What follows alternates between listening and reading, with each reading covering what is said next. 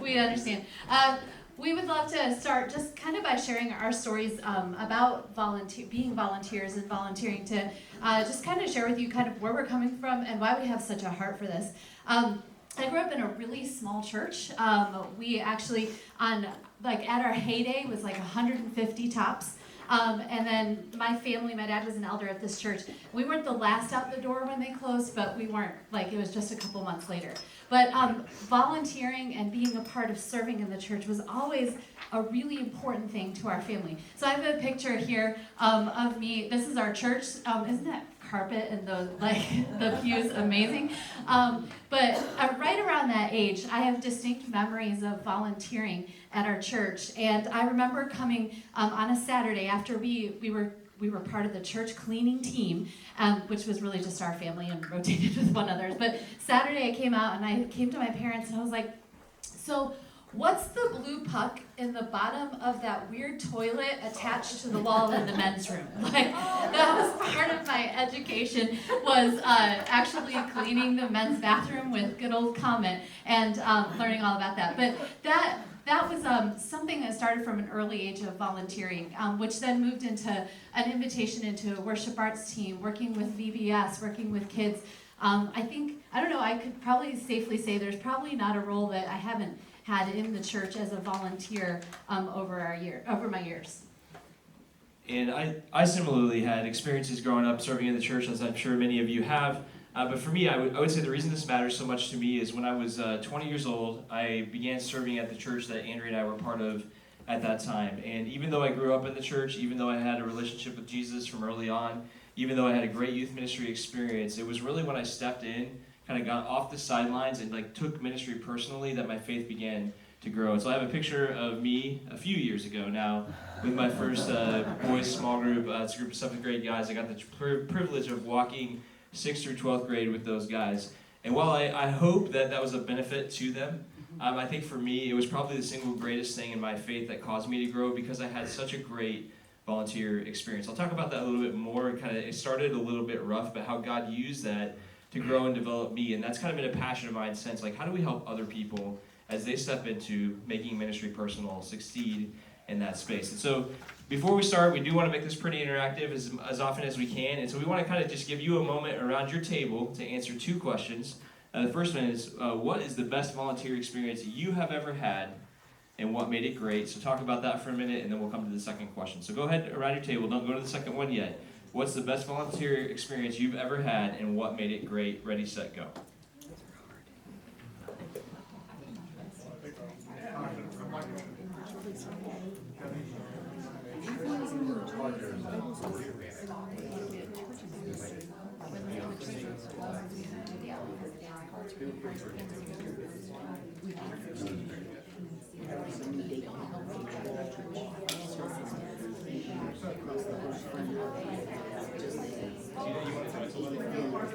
On the other end of that, a lot.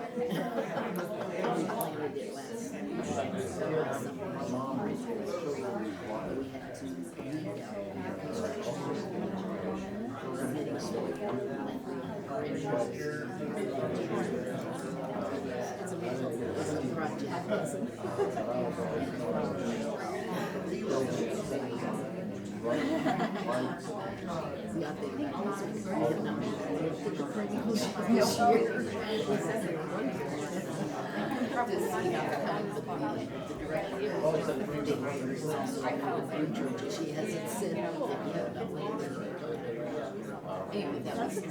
that was a really good experience.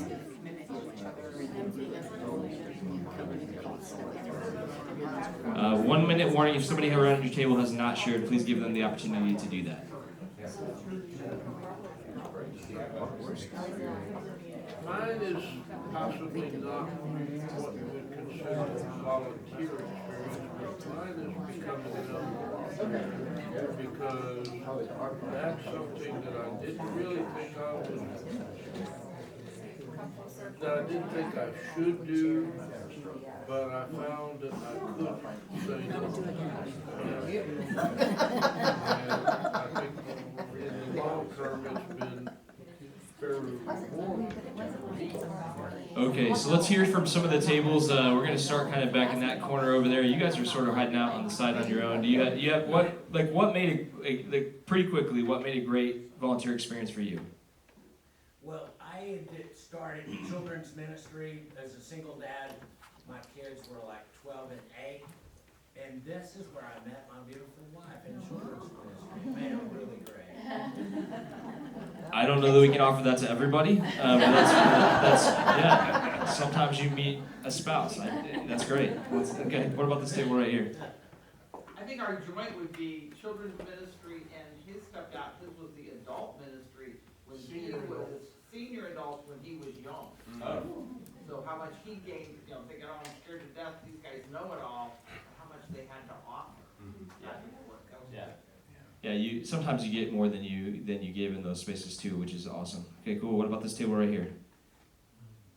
We, church that my wife and I were involved in college, they had 8 small groups that met, but the church fixed a meal for the entire church every week. And it rotated by small group, and being a part of that and feeding that community just really impacted me. Yeah, meals are not just food, right? They're a way of showing care, attention, that kind of thing. That's great. Ladies? Mine is different, that after I returned to God, I got to sing in a local volunteer choir that then teamed with the University of Illinois choirs and a professional symphony. And they played Beethoven's Ninth that night, and I was in the choir singing the Ode to Joy. And singing with professional singers was just, it was God.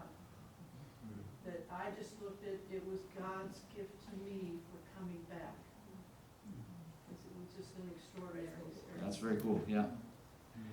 Thank you, Betty. Gentlemen? For me, it's just recent volunteer, recent retiree. I've been able to spend all day, every day during a recent renovation, and I got to work with this guy every day. And I hear you're great at painting. So if anybody, that's what you shared with me at dinner last night. So if you want to go ahead and yeah, oh, sorry, my apologies. All right, back here, what made your volunteer experience awesome?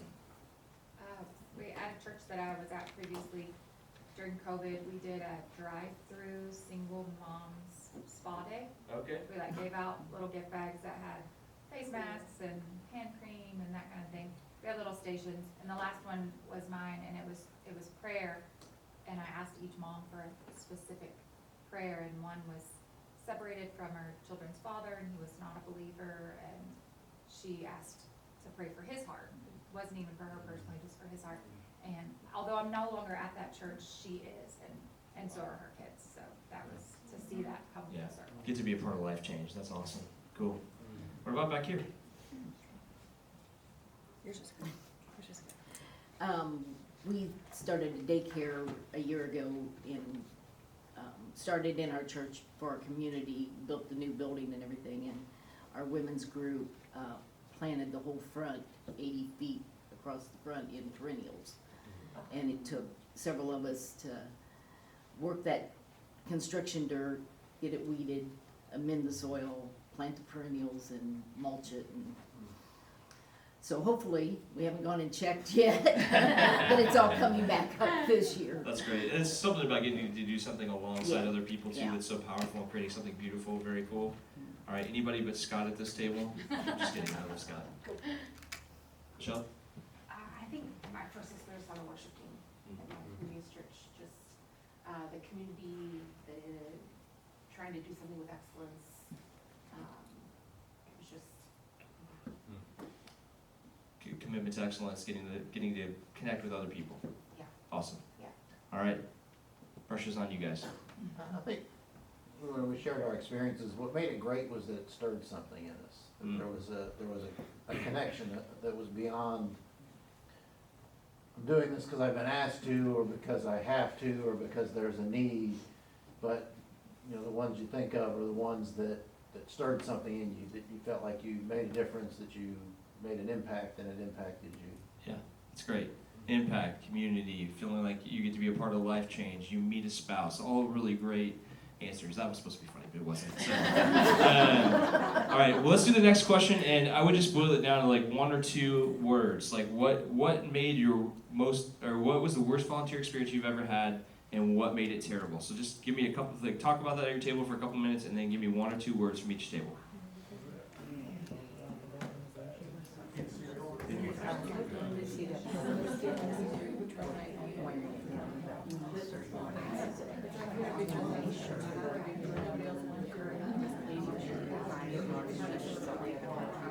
I went in the kitchen 2 times. 2 times. Put stuff for kids to play with. And I was using too much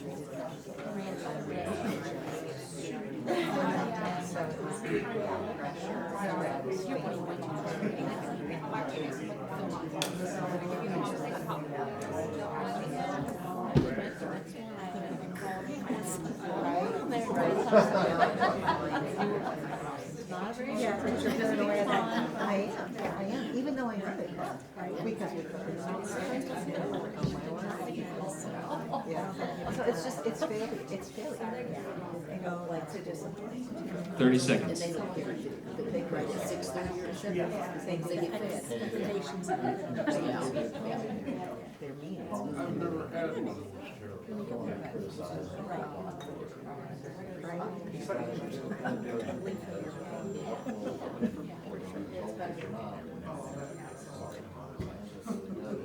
There's been a lot of things that are very anxious about what you volunteered to do. Capable of doing something. All right, we're not going to go table by table. Just shout them out. What are 1 or 2 things that can make a volunteer experience really rough? And by the way, meeting. I mean, we're just going to cut to the chase. Children, I was going to just warn you, meeting a spouse is not a good answer for this question. Okay? All right. Judgment, you contribute, and then somebody complains. Sure. Yeah, judgment, complaint, that makes sense. Yeah. Criticism. Volunteer to Criticism. do something and they pay no attention to what you volunteered to do and they've asked you to. Go. Yeah. You get invited in. There's no follow up. There's no care. Is that what you're saying? Example, help church had financial issues, volunteer to come in and do their books for them, made recommendations to them, and then they totally ignored. Yeah. Okay. Just discount it. Like, got it. All right. What else? Irate parents in children's ministry. Yeah. Anybody ever experienced that? Just an angry parent? Okay. All right. Well, thank you for your feedback, and I will hand this back to you. So we want to start with this whole idea of building care as to why. Because we all know that at the end of the day, when you have 1,000 things on your plate, sometimes it's so much easier to just do something yourself than it is to try and get somebody else to help you with it or to do that. And I think if we don't have clarity on our why, it'll never feel like our return on investment is enough. And if we can find ourselves not willing to divert time or resources or our energy to volunteers, but it's really, really critical. And I think the first thing is that God gave us this example. All throughout Scripture, God uses people to actually do His work. We have the building of the tabernacle where God actually calls for skilled craftsmen to come and to build these things, to build His home where He's going to dwell amongst His people. Jesus calls 12 disciples, and then He has other followers. He has women who follow along with Him, and they fund His ministry. He didn't do this on His own. He built in the church, and He poured into His disciples to continue that. And then 1 Corinthians, we have, we're one body with many gifts, and the whole purpose is that we all work together. And that kind of leads into the next thing is that one person can't do everything. As great as you may be, and I don't mean this to be offensive, but you can't do it all, and you're not good at it all, because we're not. God created each of us uniquely, and we need other people. We have the example of Moses. From morning to night, he's listening to the people's complaints, and his father-in-law's like, you shouldn't do this alone. And so he has him bring others in to help with the work. And very similarly, when we empower other people to do things, our kingdom impact increases.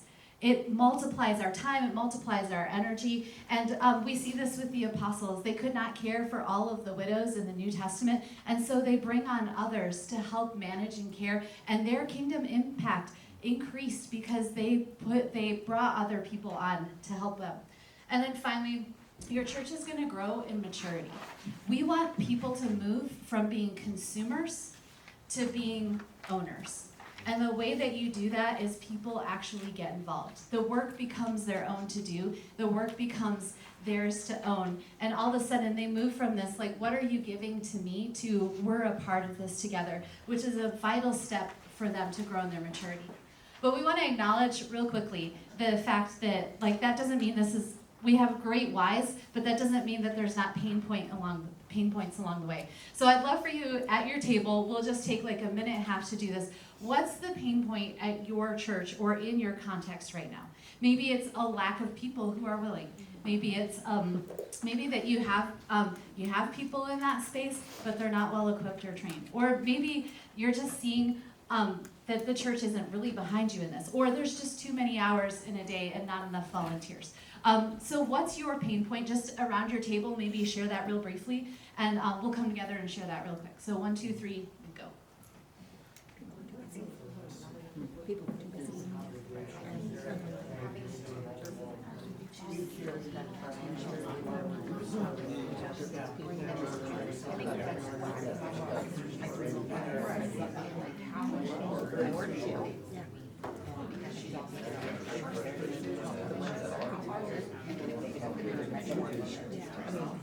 Nobody wants to leave.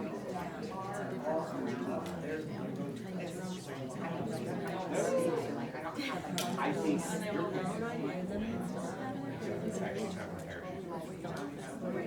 so it is factor. Yeah, right.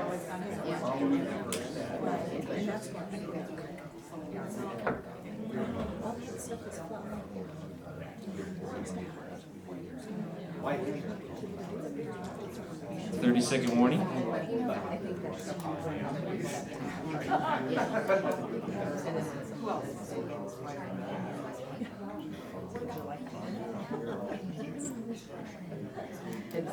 Not having one. Yes.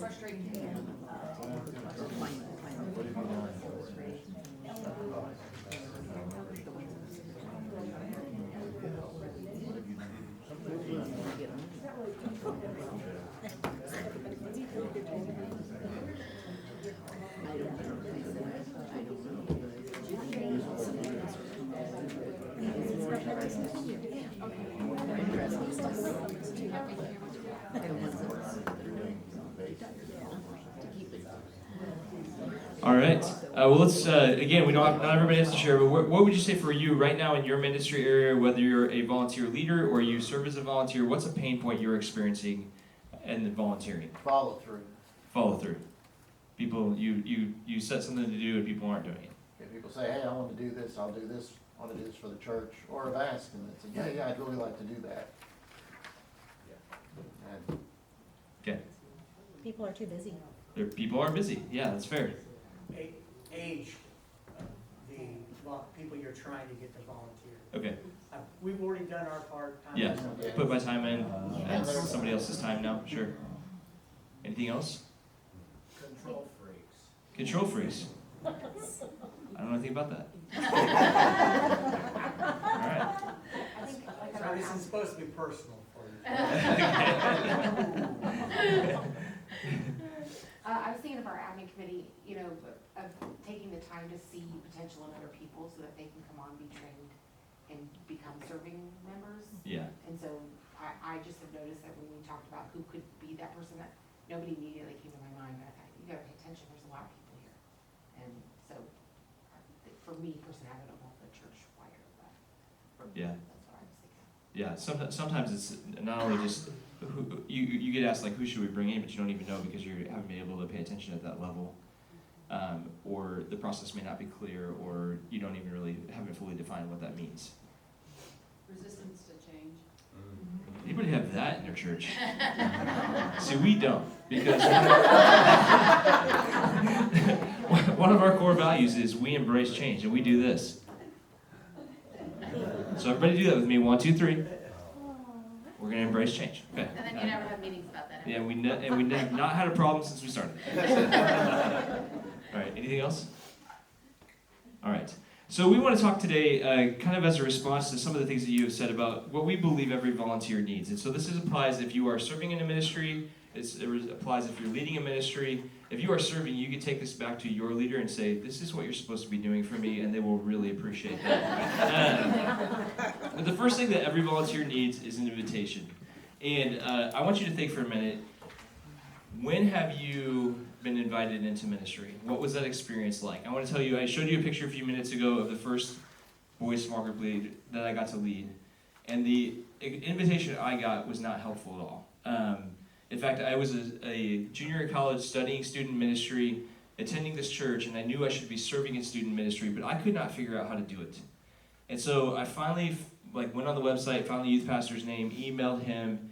He got back to me, said, hey, I'll meet you Sunday morning. But he didn't.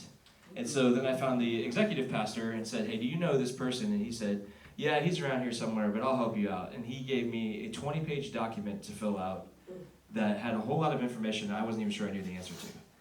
And so I finally returned that to the youth pastor, and he finally called me back and he said, hey, I know you want to serve in high school, but we don't need people in high school. Can you serve in middle school? And I was like, no. And so he basically said, okay, well, thanks. If you ever change your mind, let me know. Well, God worked on my heart, and the cool version of that is I ended up working with middle school students for 15 years, and I loved it. But that process was horribly clunky. Like, as you can imagine, you're talking about the kind of the other side of that equation, like, hey, I want to serve, but we have to make this process super clear for people. Like, when you are working with volunteers, they need to understand how the process works, how do they get plugged in, what's the follow-up going to be. And I want to just own something because some of our elders are in this room. We do not always get this right, okay? This is something we know, and we try very hard to do well. But it is kind of hard sometimes. And so just know that I'm talking about what's ideal, not necessarily how it works in everyday life. But I think another thing that when it comes to invitation is that we have to be very clear that we are inviting people into an opportunity, not a need. Often when we talk about volunteer roles in church, we say we need this. We need children's workers. We need people to do these things. We need people to paint. We need this. Remember that when people serve, yes, they are meeting a need, but they are also having an opportunity to grow in their faith, to follow Jesus more closely, to feel like they're a part of what God is doing in your church. And so it's just a minor shift, but when we invite people in the ministry, we are inviting them in the ministry not to fill a spot, not to take something off our shoulders, not to do work we don't want to do. Those things may all still be true, but we need to think about it as an invitation. And I came across this idea just a few months ago. Excuse me, I don't know what's going on with my throat. But when we come to these points where we need volunteers in our churches, we need volunteers in our spaces, I feel this, our staff feels this, I'm sure you feel this. Like, why do people not want to serve? Like, why is it so hard to get people to step into this? And, we do what you do. We make announcements, we do social media posts, we talk with people that we know. But we had a consultant come in and talk with us a couple months ago, and he said that the way that he's addressed this is to always be thinking about 3 conversations that he needs to have. And I want to just share this with you today because it's been really impactful to me as I walk through our church, as I walk around here on weekends, as I connect with people. I try to always have 3 conversations that I want to have in mind. And the most important thing about these is that they are not to meet a need. They are not to get something accomplished. They are just to build relationship with people. And the cool thing is that if we do this, when the time comes for a need to be filled or to invite somebody into ministry, we're going to have a whole lot more awareness of who our people are, what their stories are, what they care about. And it's so much easier to walk up to Andrea and say, hey, Andrea, when we met a few months ago, you mentioned that you really care about art. And by the way, we have an arts academy here in the life of our church. Have you ever thought about serving in that space? That's a way better invitation than, we got to have people to hang out with kids so they can make art. And so the 3 conversations are this. Every week as you go through your church, you're not going to do all 3 of these every week. As you go throughout life, meet with someone new to your church. Take the 6 steps of courage to say, and maybe that's easy for you. If you're an extrovert, you probably do this all the time. I am not. People terrify me, believe it or not. So when I see Kelsey in the back of the room, I'm like, I know Kelsey now, but when I first met her, I was super intimidated because she's just, awesome.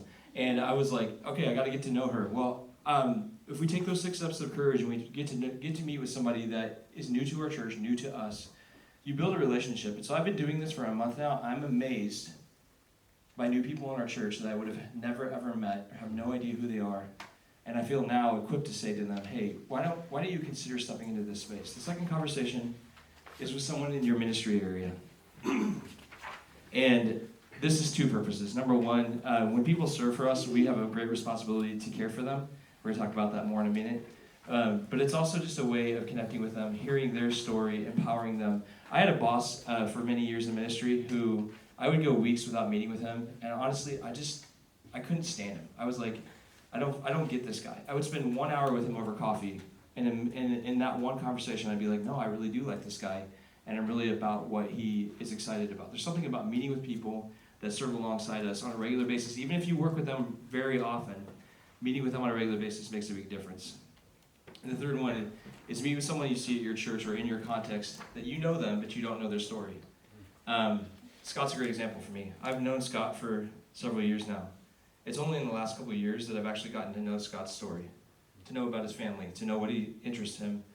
And I feel like Scott and I feel like we're friends. You're probably like, I just tolerate you, that's fine. But there's something about, I've been around Scott all this time. I had a sense of who Scott was. There's something about meeting with Scott, listening to him, hearing about his life, that makes it so much easier to relate to when it comes to things like this. And so I want to encourage you, as you think about recruiting, don't just think about broadcasting information. Don't just think about telling people where the needs are. Think about, how do I get to know the people in my church, in my context, so that when opportunities pop up, I can tell them, hey, you mentioned this to me before. Would you consider being a part of this? And they feel like you know them and you care about them as well. Experience was actually a really great one.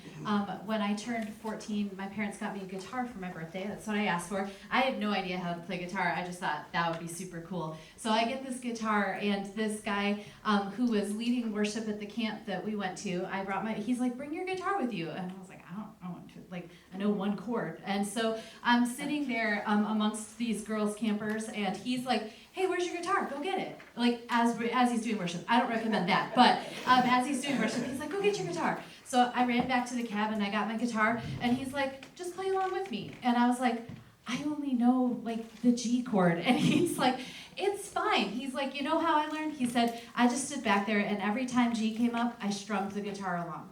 And that was really my start. But it was it was a moment to go, I see that you can do this. I believe in you, and I see in you. And when we get to know people's stories, when we hear about them, these passions, these excitements, we have the opportunity to speak that kind of vision and that kind of care into them. The next thing that our volunteers need is clarity.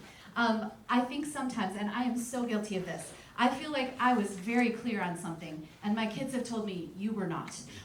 If there's nothing that humbles you more than having your kids tell you that. But sometimes we think that we're really clear, but there's some clarity that our volunteers really need, and we have to keep this in mind. The first is vision.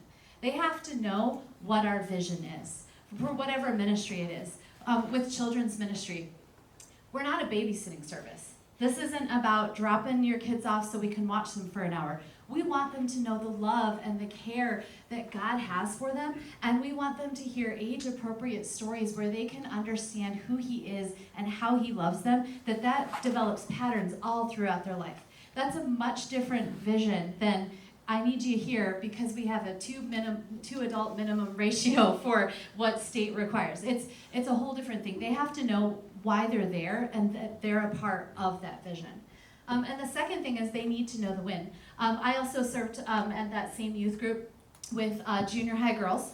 If you have never served in a junior high small group, highly recommend, 10 out of 10. However, you don't go into a junior high small group and go, you know what? Every week is going to be a life-changing experience where we talk about God, and I'm going to see fruit, and they're just going to be like, you're just the greatest, and we just love God so much more because we've spent this time together. That's not what happens. If you have girls, it usually descends into maybe some backbiting, a little bit of gossip, and sometimes, most of the time, talk about boys at school. If you have a boys' small group, it usually descends into football or wrestling, physically wrestling, not talking about it. And so I think it's really important that our volunteers know what a win looks like in the time that they're there. And maybe for a junior high small group leader, The win for them is like, were you here? Did you show up consistently? Did you pray for your students before we got started tonight? Did you take the time to read through those questions and at least ask them some things? Because you want to help them understand that each night is about them building relationship, and you won't get to see the fruit of that. Now, if you walk with kids from junior high all the way to high school, we both had the opportunity to do that. You get to see some of that amazing things. My last night of youth group, 2 of my girls got baptized. I ugly cried the whole time. Like, they're singing Reckless Love, ugly crying. It was an amazing moment. But that's not what every Wednesday night looked like. And so defining the win for your volunteers is really important. And if you're a volunteer, knowing what the win is. Because sometimes we put that pressure on ourselves where we're like, man, this small group has to be great. Or, man, I'm listening to this other small group and they had like 14 baptisms. Like 2 people showed up last week. You have to understand also for yourself and ask your leader, what is the win? What does it look like to win in this group? The next thing is expectations. First of all, expectations for you. If you're a leader of a ministry, what can they expect from me? I lead the Arts Academy here, a group of volunteers, and we basically, our goal is that we help develop students of all ages in the arts to experience God's love and care through the art, but then to also use that to share God's love and care with others.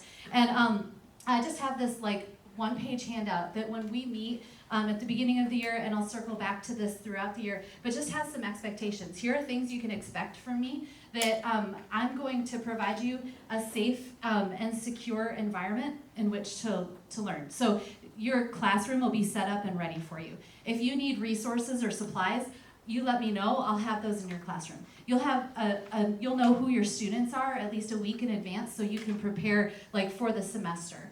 We'll meet and we'll talk about like ideas you have and how can I empower you to do that. I'll provide like contact information for your students so that you know how to connect with them and what that looks like. So expectations that they can have for you.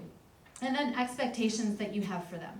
I think sometimes we're hesitant about giving volunteers expectations because we're afraid of like, oh man, if we put too much on them, they might disappear. But honestly, high care and high expectation creates great volunteers, and it means that the work is meaningful. They want to come and do something meaningful, and when we let them know clearly what the expectations are, that can be helpful. For my Arts Academy classes, I have them show up a half hour before class so they can get this classroom set up and then be out front to meet the students. I ask that if they're not going to be there, that they let me know as soon as possible so I can find a replacement. I ask them to be prepared when they come so that they know what they're actually going to do in that class. All of these things just help them understand that this is meaningful and important. You're not just a warm body to fill a space. There is something important about the work we're doing, and I want you to bring your excellence to that, and I want to bring mine to that. And we've seen that it's really a gift when you offer them some meaningful work to do. I think Sorry, that was mine. You go ahead. Yeah, just one thing real quick, going kind of back to the idea of vision and communicating the win. One of my favorite things to do here is we have a hospitality team of like 140 people, which is crazy. But they're all amazing people who love Jesus, who want to see people feel like they belong here. We do a gathering with our hospitality volunteers about 45 minutes before our services start every weekend. And that purpose is to pray with them, to care for them, to hear from them. But we want to remind them every single time why what they do matters. And it's one thing to say, hey, we just want people to feel welcome here. We just want people to see your smiling face, to shake your hand, to feel like they belong. It's another thing to share with them that, hey, we know, research shows that within 7 minutes of a human being showing up in a new environment, they will decide if they are not coming back. They will never even get to worship. They will never even get to the preaching. They will never even get to the connection they might have if we don't make sure that they feel seen, they feel valued, they feel cared for. So what you're doing is extremely spiritual. What you're doing matters deeply. And so I would encourage you, as you think about the volunteer positions that you're in, as you think about the ones that you lead, that being really clear about why this matters in a bigger spectrum. It's not just holding doors and smiling. That's great. That's valuable. That's a win. Why does that matter? It's because we want people to get to experience all those other things, and that does not happen if we do all of this really well. The next thing volunteers need is training and equipping. Sometimes I get the busyness of things, we kind of throw people in and we're like, oh good, you're here. Like, get going, right? But we really want them to understand, to know that there's a certain way that we do things, or the way that things need to happen, or to really build into them the things, or build up in them the things that God has already gifted them. So a few things under training and equipping. First of all, keep it simple. I was talking with a worship arts person once, and I was like, hey, so for a middle schooler to be a part of the middle school band, like, what do they need to know for guitar? He's like, oh, well, they got to know all the chords. They've got to know, like, the number system, so they know, like, 1, 3, 5, 7, like, what that means. They need to be able to play along with the click. They need to, and I was like, holy cats. I'm like, I can't do that. Like, some of our volunteers in our adult ministry can't do that. Keeping it simple, like, and keeping it down to basics. Like, what is it that they need to know to get started? What is the baseline of where they can serve? Those are important things to help it not feel like, oh man, I don't know that I can step into this space because it's too much. And when we already overwhelm a volunteer, that's an immediate, like, I'm out, I can't do this. So figure out, what is that baseline? Probably for kids ministry, they should love kids. That'd be a good baseline. Some of these things, like, what are the baseline? But then let's keep it simple as to what they need. Because all along the way, we want to be equipping and developing and training. Be consistent. Each meeting, each serving moment, pour into or train or equip your volunteers. In our Arts Academy, I've had volunteers who are school teachers, which is fantastic, because if you've been through 4 years of education, you know how to do classroom management, you know how to maintain a classroom, you know all of these things. I have a lot of really great artists who have not had that same experience. And so each week there's an opportunity to say, hey, you know, just one thought for you when you have a classroom full of students. I always like to start off with just this moment where I ask everybody how they're doing, because it gives me a sense of, like, how the night is gonna go. If I get thumbs up from the kids, I know, okay, it's gonna be good. If I have that one kid sitting in the corner doing this, I'm like, oh, okay, so we're gonna need a little extra help with Johnny over there. But just giving them that tip empowers them to go, oh, I can walk into this space and I can feel competent. So keep it consistent. How can you drop some of this training and equipping along the way as you go? Create a culture of learning. Make it apparent that, like, we always want to be learning and growing. We don't want to just assume, man, figured this all out, checked that box. And that really starts with us. How are we envisioning or showing them, like, I'm still learning, I'm still growing? One of the things that I've tried to do over the years is find books on art or creativity that allow me to bring something to my volunteers to talk about art and God and the connection of faith in that intersection. And that's been insanely valuable, to be able to say to them, like, hey, this is something I've been thinking about, something I've been praying about, and this is something that's meaningful to me. And what that does is it gives them the sense, oh, I want to be learning, I want to be growing, I want to be trying something new, I want to be investing in that space. Anybody read the book Hero Maker?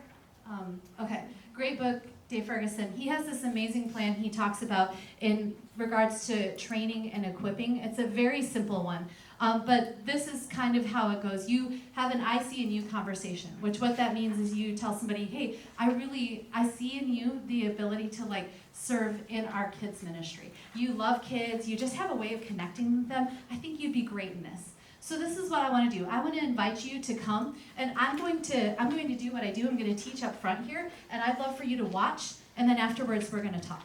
So I come up here, I teach, they'd watch me, and then afterwards we have just a quick conversation, like, how'd that go? What did you see? What did you notice?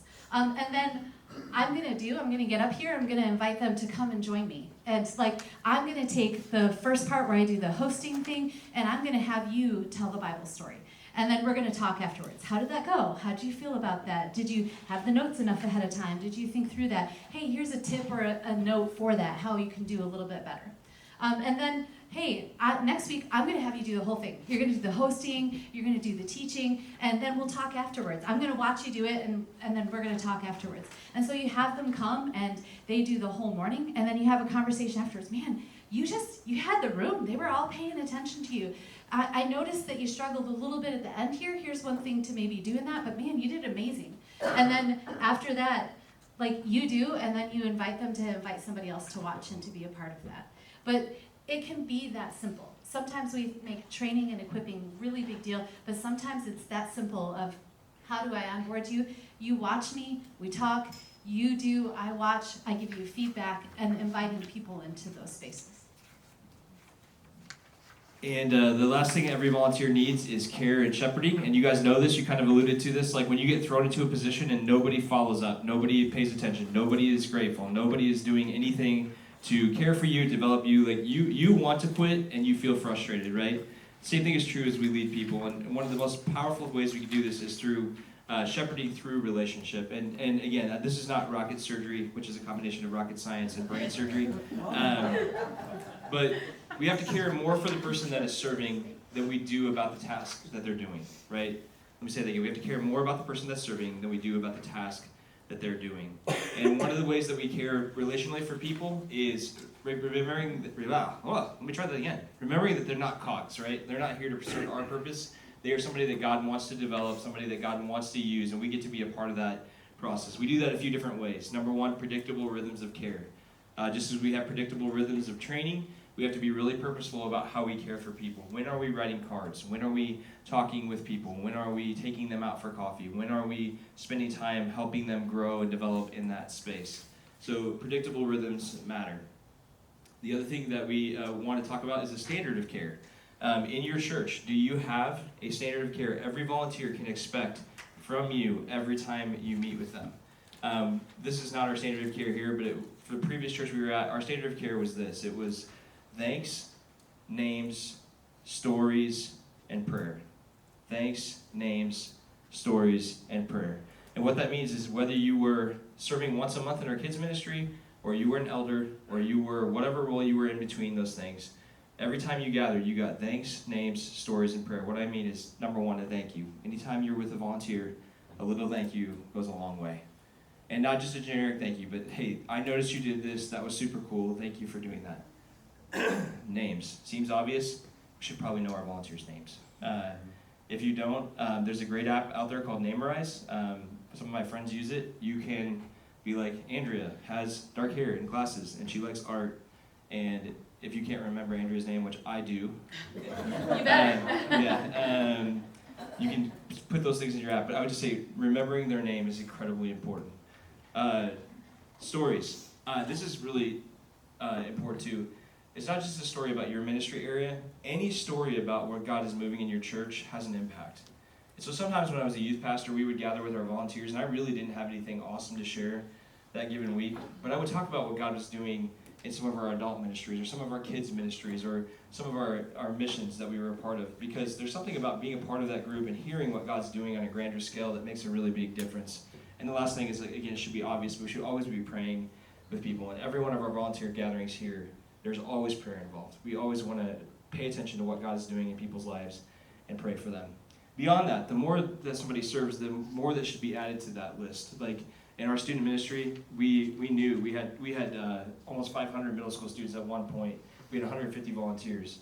Like to gather with them and say, hey, we're not going to equip you, we're not going to train you, we're not going to be really specific on what we want from you, is not going to be successful. So on top of thanks, names, stories, and prayer, we had training. So whatever your context is, I would ask you to think about, like, what are the base standards that anybody who serves in your church, anybody who serves in your organization can expect?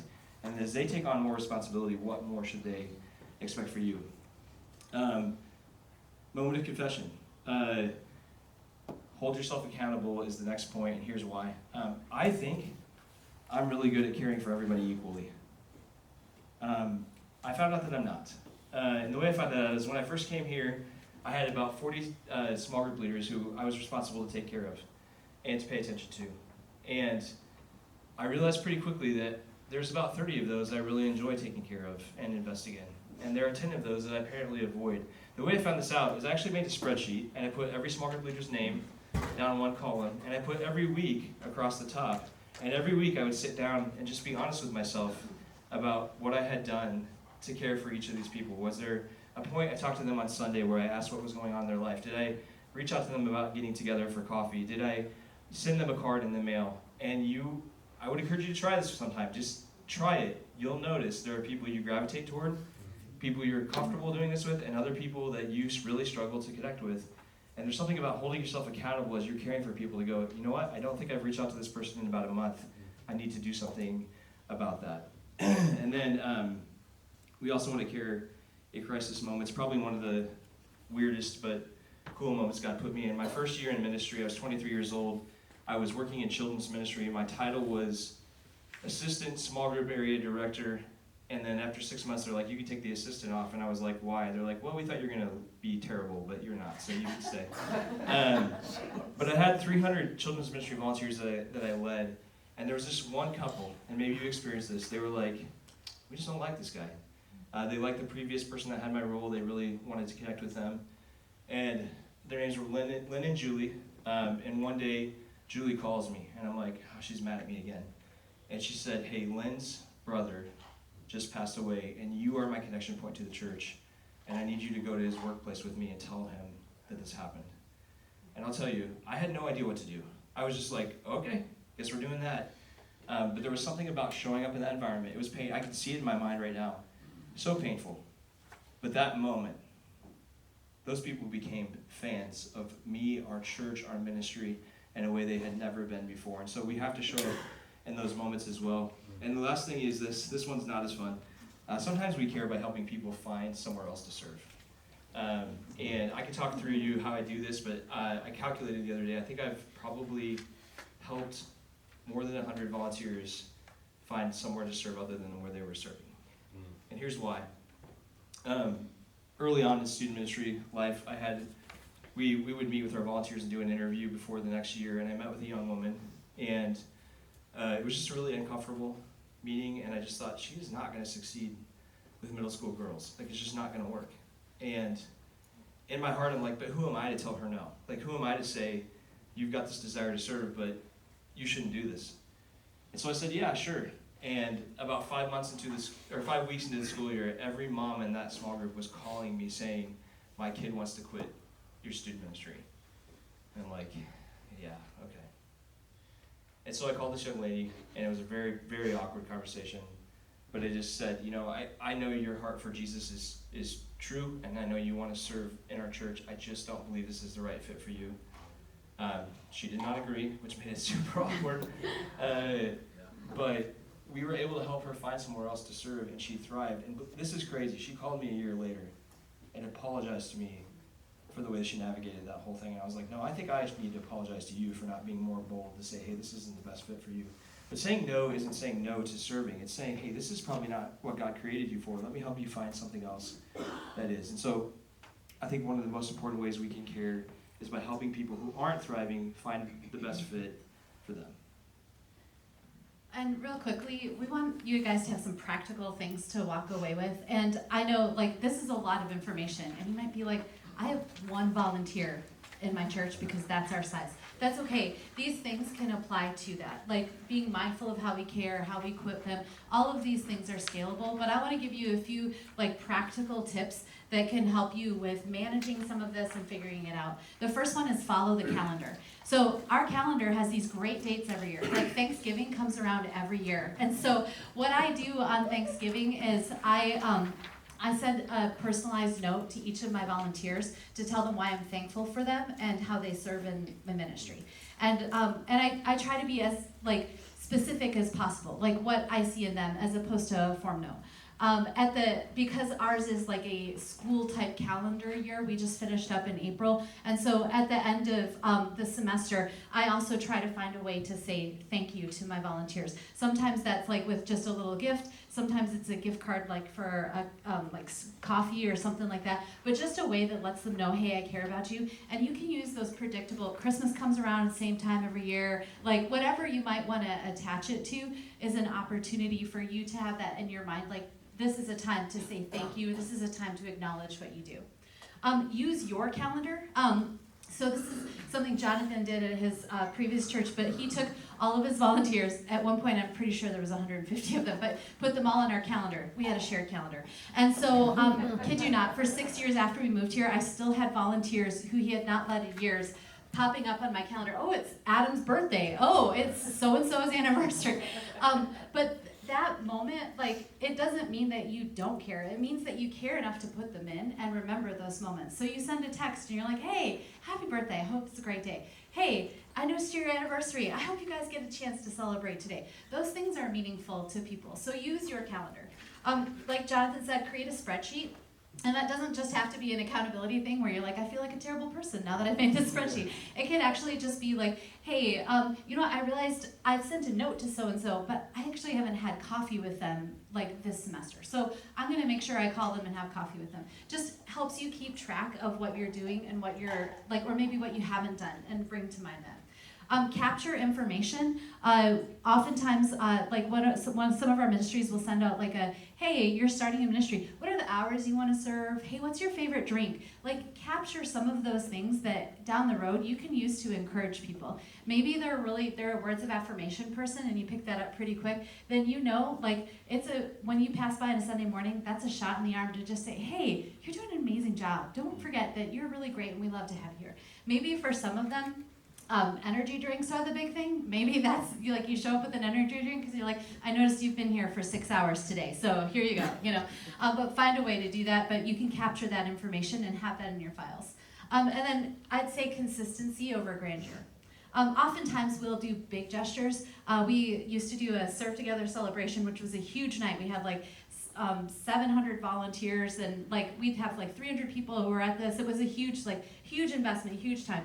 It was great, so fun. It's still something our staff and some of our people talk about. But honestly, in your ministry, making it a consistent practice to connect with people doesn't mean that you put pressure on one night that someone may or may not come to be a big moment. Find ways all along and focus more on consistency than those big grandeur moments. Okay, so it's 12:52. So and what? And you're hungry. So we just want to, a couple things we want to let you know. We were going to have you just share some tips if you want to. If you're at your table and you're like, well, I'm not going to run down to lunch, that's fine. Feel free to share. Learning from each other is huge. We would love to say that we're geniuses that came up with this stuff. This is stuff that's been collected by from really smart people over the years. So be sure to share with others. And then we have, if you want more resources on some of these things, we'd be happy to pass those along or answer any questions you have. Thanks for joining us for this. I hope that there's one thing at least you can take away and say, this is something that I can put into practice in the next couple of weeks here and ways to think about volunteering. So thanks so much for joining us.